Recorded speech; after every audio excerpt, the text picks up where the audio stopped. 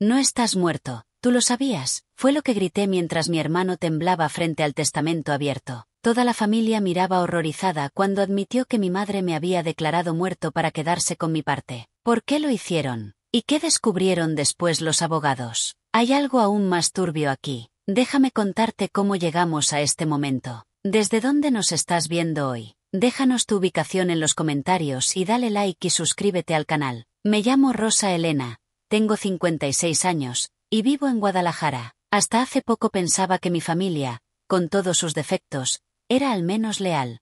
Que aunque hubiéramos pasado por momentos tensos tras la muerte de mi madre en abril de 2023, todavía quedaba algo de respeto entre nosotros. Pero nada de eso era cierto. Y lo descubrí de la peor manera. Todo empezó una tarde lluviosa, cuando estaba revisando mis documentos para un trámite simple de la pensión de mi esposo, que en paz descanse. El contador me pidió algunos papeles antiguos, incluidos los registros de una propiedad en Tlaquepaque que mi madre me había prometido verbalmente. Una casa sencilla, pero bien ubicada. En ese entonces valía, según el último avalúo, unos 50,000 pesos, pero para mí tenía valor sentimental. Mándeme copia de la escritura, doña Rosa, me dijo el contador por teléfono, para avanzar con el trámite. Claro, joven, respondí, sin imaginar lo que iba a descubrir. Fui al cajón donde guardo mis carpetas. Ahí están las cosas importantes.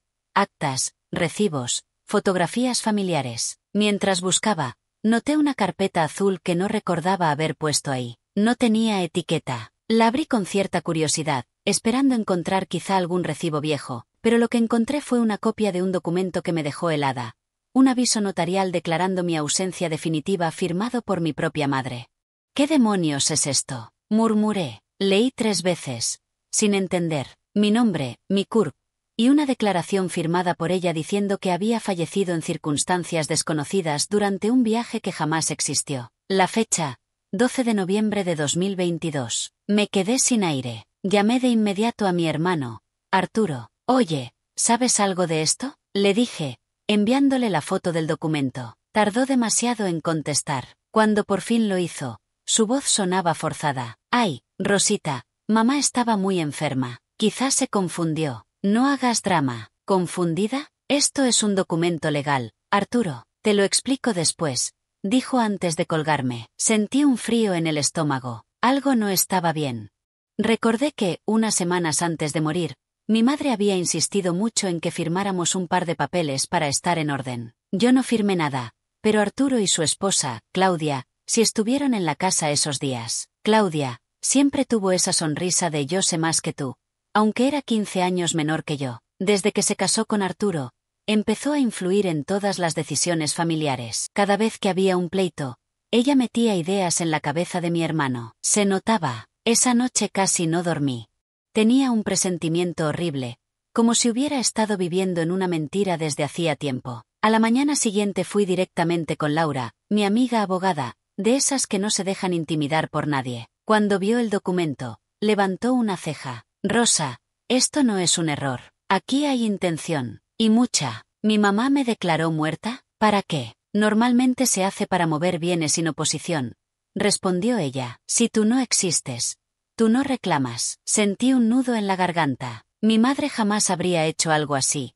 ¿O sí? Hasta ese momento pensaba que quizá mi hermano había influido en ella, pero algo en Laura me hizo sentir que esto iba más allá de una simple manipulación familiar. Necesito saber quién presentó este documento, dije. ¿Y cuánto movieron después?, agregó Laura. Buscó en el sistema. Al cabo de unos minutos, me miró con una mezcla de sorpresa y coraje. Rosa, 3 semanas después de esa declaración, se transfirieron 125,000 pesos desde una cuenta que estaba a nombre de tu mamá, hacia una cuenta conjunta de Arturo y Claudia. El piso se me movió. Mi hermano, mi propia sangre. Ella, susurré. Claudia está detrás de esto, ¿verdad? Laura asintió despacio. No quiero adelantarte nada, pero huele a fraude familiar. Y del grande. Mi corazón latía más rápido. Todas las extrañas actitudes, todas las miradas incómodas cuando hablábamos de la herencia, todas las veces que me decían que no me preocupara por los detalles, todo comenzó a conectar. Decidí llamar a Arturo otra vez. Necesito verte, le dije. Hoy. Es urgente. Hubo un silencio. Después,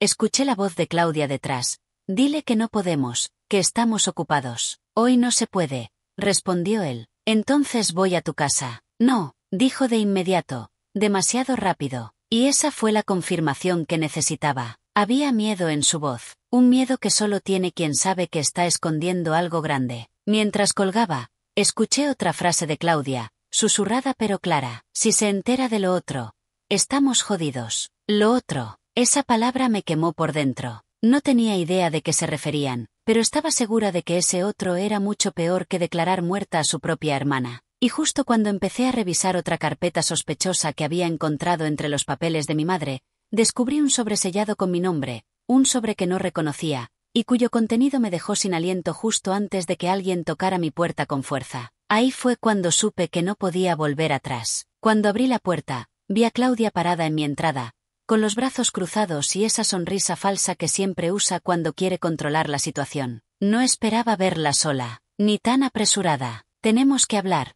dijo, empujándose dentro sin ser invitada. Yo también tengo cosas que preguntarte, respondí, todavía con el sobre en la mano. Ella lo notó, su mirada se endureció.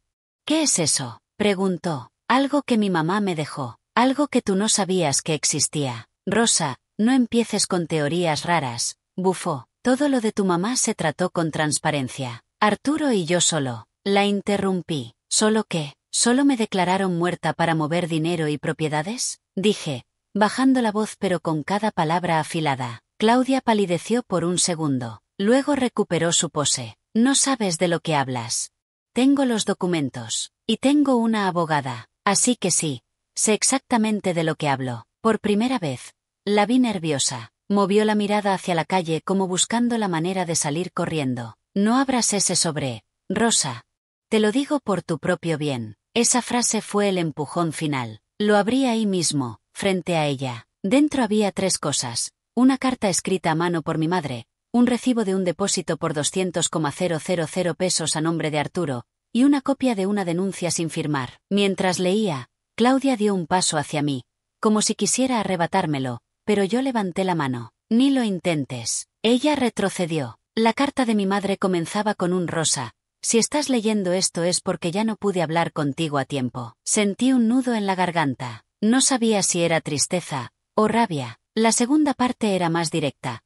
Mi madre sospechaba que Arturo y Claudia estaban usando su cuenta personal sin consentimiento. Decía que había encontrado movimientos raros desde octubre de 2022, y que cuando los enfrentó, ellos la convencieron de que yo estaba malgastando el dinero y que habían tenido que protegerla. Protección, claro, el viejo truco. ¿Esto es verdad?, le pregunté a Claudia mientras sostenía los papeles frente a su cara. Tu mamá estaba confundida. Era mayor, tú sabes, respondió. Mi mamá tenía 78, no estaba senil. Sabía perfectamente lo que firmaba. Y sabía lo que ustedes hacían. Claudia apretó los labios. Estaba perdiendo el control. No tienes pruebas de nada, dijo con un tono más alto.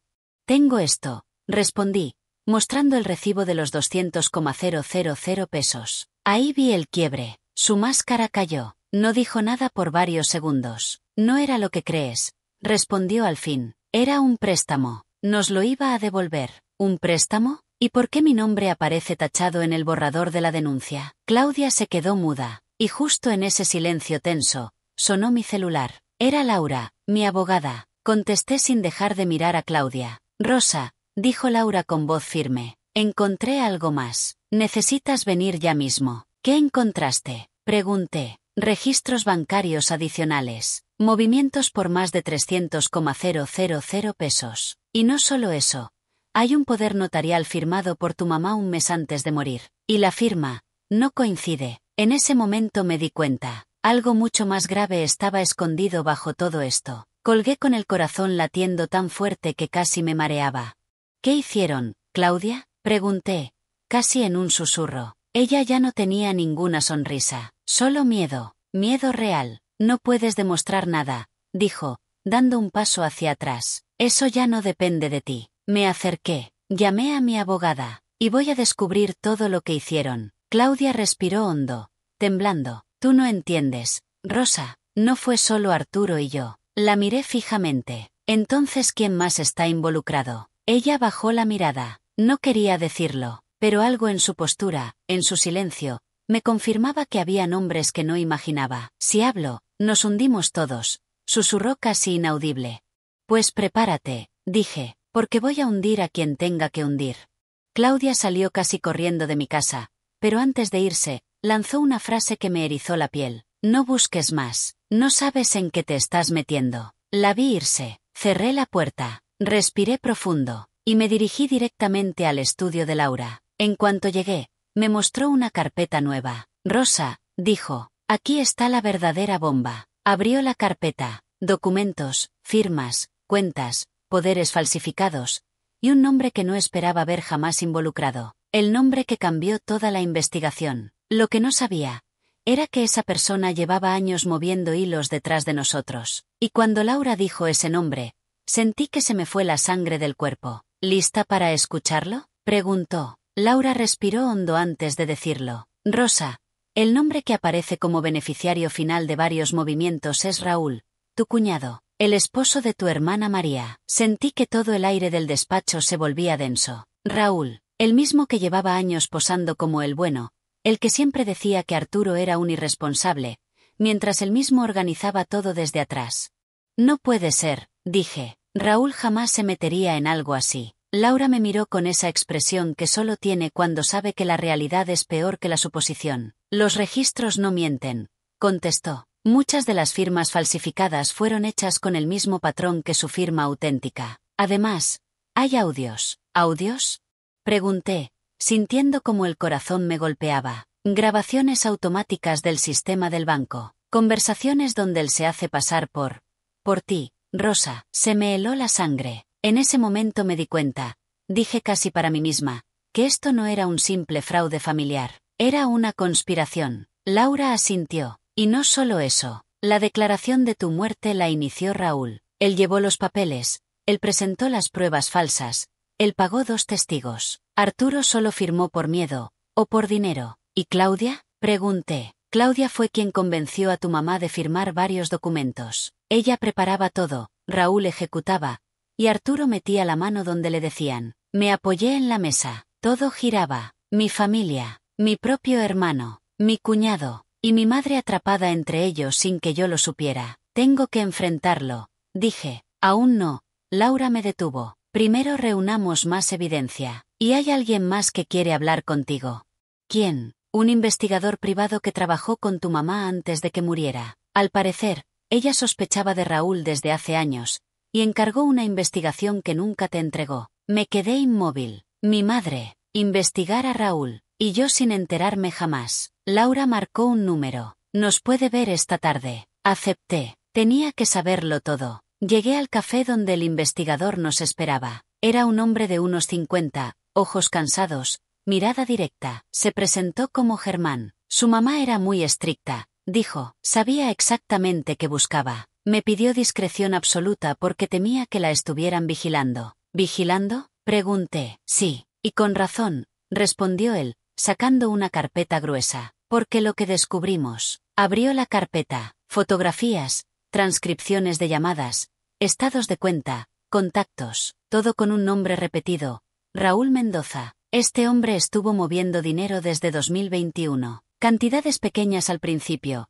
20,000 pesos, 15,000, 30,000, pero luego aparecieron transferencias más grandes. 90,000, 150,000, hasta llegar a los 300,000 pesos. Me llevé la mano a la boca. 3 años. 3 años robando a escondidas. ¿Y Arturo?, pregunté con la voz casi quebrada. Germán suspiró. Tu hermano estaba endeudado. Raúl le ofreció ayuda para limpiar su historial, pero lo enganchó. Lo usó como firmante, como pantalla.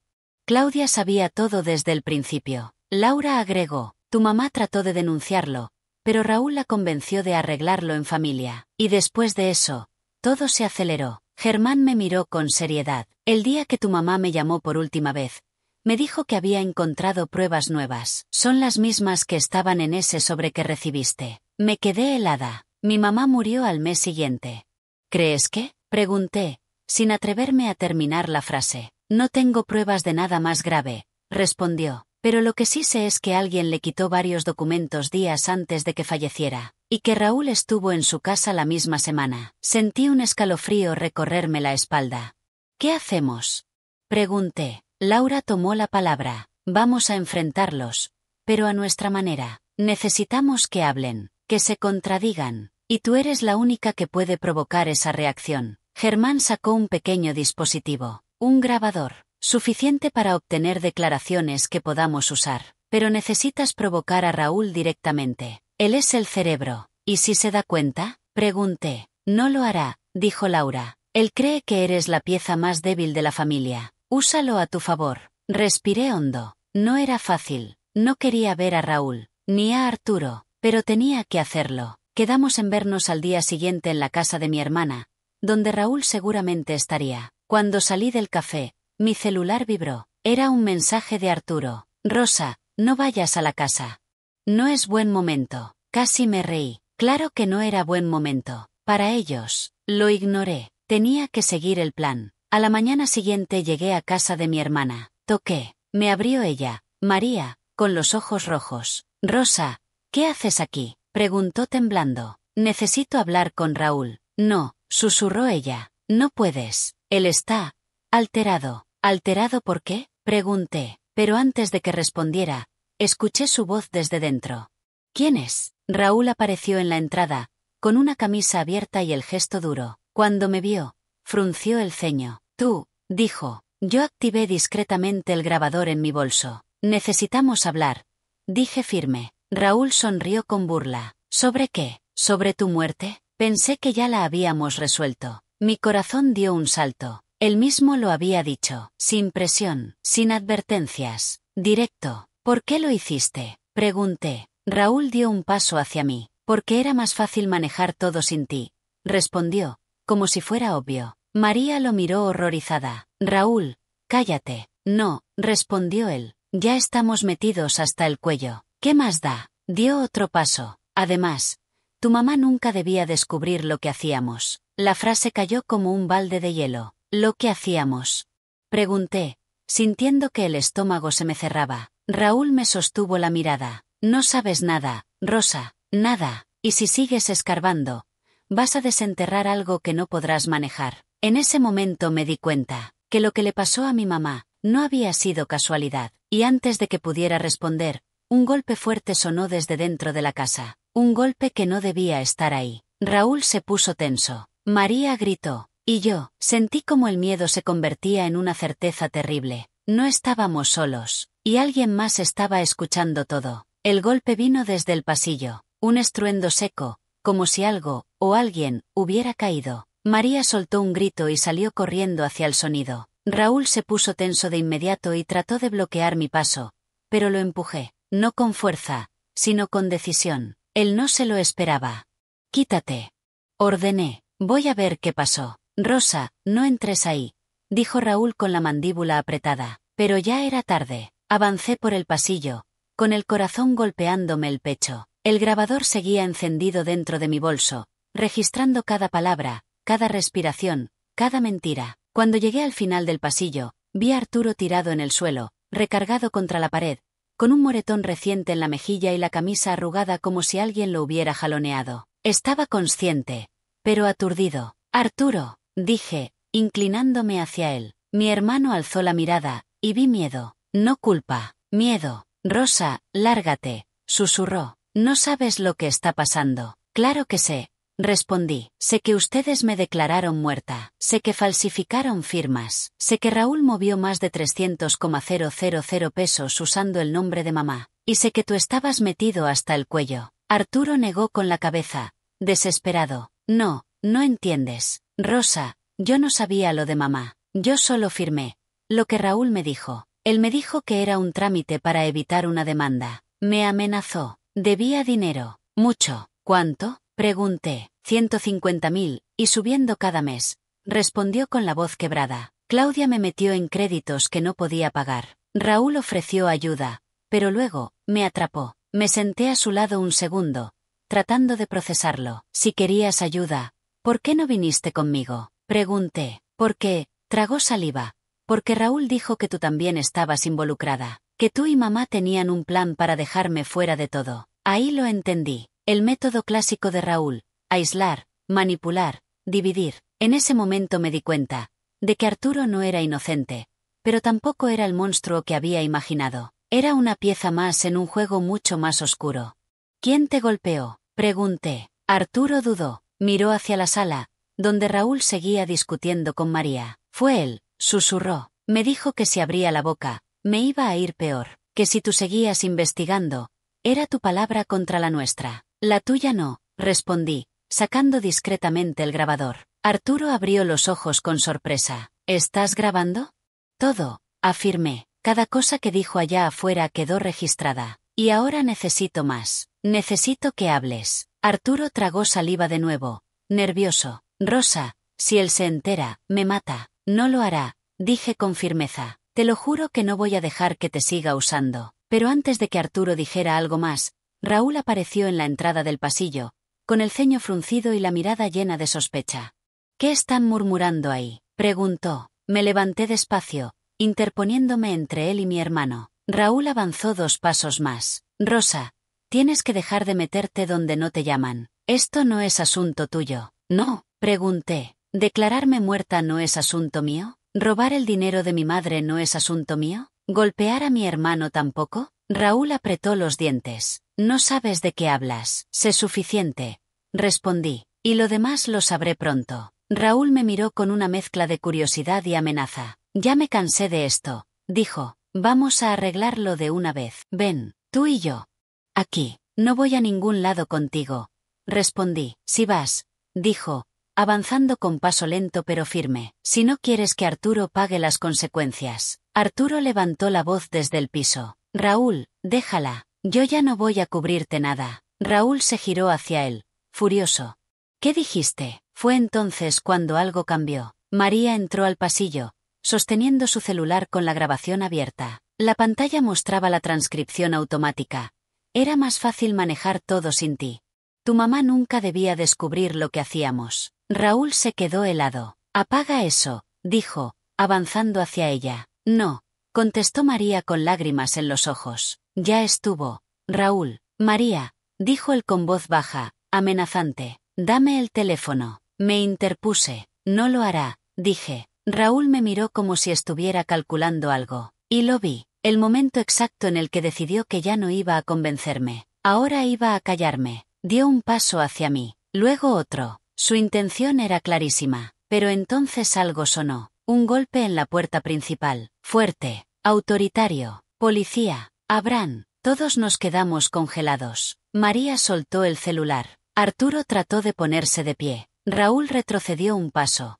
¿Qué hiciste?, me preguntó, con la voz cargada de rabia. No había sido yo. Había sido Laura, usando la ubicación que le mandé antes de entrar a la casa. Raúl miró alrededor, como una fiera acorralada. Esto no termina aquí, me dijo, bajando la voz. Y entonces hizo algo que me heló la sangre. Corrió hacia la parte trasera de la casa. Escapó. Y mientras la policía entraba, mientras María lloraba y Arturo temblaba, yo sentí algo nuevo. Esto ya no era solo fraude, ni traición, ni dinero. Era peligro, real. Y tenía que decidir qué iba a hacer ahora, porque sabía que Raúl no se iba a detener. Y lo peor, todavía no sabía cuál era el secreto que mi madre quiso contarme antes de morir. La policía revisó toda la casa, pero Raúl ya había desaparecido. María lloraba en una esquina, temblando. Arturo, con la mejilla hinchada, apenas podía sostenerse en pie. Yo estaba ahí, en medio de ese caos, sintiendo como todo se me venía encima, pero también sintiendo algo que no había sentido en semanas. Claridad. Cuando los oficiales terminaron, uno de ellos se me acercó. ¿Es usted la denunciante?, preguntó. Sí, respondí, pero esto es más grande que un simple reporte. Hay fraude, falsificación, amenazas, y sospecho que hay más cosas que todavía no salen a la luz. El oficial asintió. Tomó mi declaración y la de los demás. Después, se llevó a Arturo para protección temporal y aconsejó a María que buscara refugio con algún familiar. Ella solo pudo decir, Rosa. No sabía quién era el hombre con el que vivía. La abracé. Nadie lo sabía, pero esto se va a terminar. Te lo prometo. Laura llegó minutos después. Entró directa, analizando cada detalle como siempre. ¿estás bien?, me preguntó. Estoy viva, respondí. Y eso ya es un milagro considerando a quien tenía frente a mí. Laura asintió y me llevó a la sala, donde sacó una última carpeta. Rosa, hay algo que no te dije antes. No quise hacerlo hasta tener toda la información. Lo que no sabía era si estabas preparada para escuchar esto. Mi corazón comenzó a latir más rápido.